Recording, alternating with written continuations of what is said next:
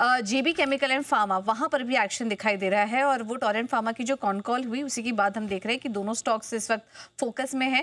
Torrent pharma की जो con call हुई थी उसमें काफी अच्छे पॉजिटिव हाइलाइट्स देखने को मिले हैं। उनका कहना था कि भारतीय कारोबार को अगर अपने पेयर्स के मुकाबले देखें तो काफी उस पूरे मार्केट को आउट परफॉर्म करेंगे।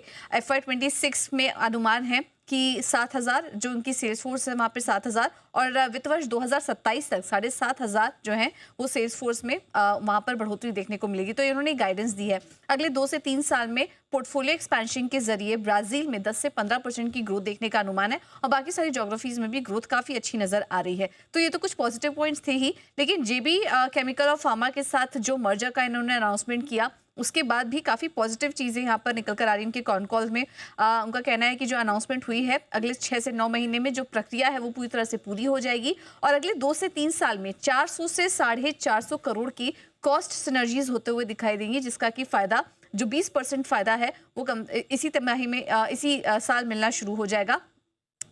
FY25 से 30 के बीच जो कंबाइंड एंटिटी की एबिटा है वो दोगुने होने का अनुमान है और इस एंटिटी का जो कैश फ्लो है वो 7,500 से 7,000 करोड़ तक होने का अनुमान है।